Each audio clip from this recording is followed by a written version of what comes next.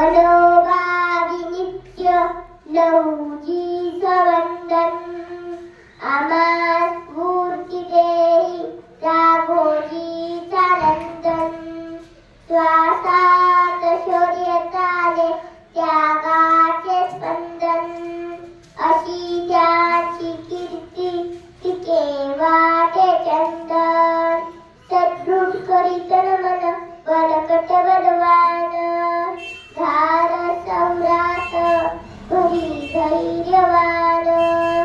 अमावली कशी कवी हा राष्ट्र अभिमान भारत मातेसाठी असे नर जन्म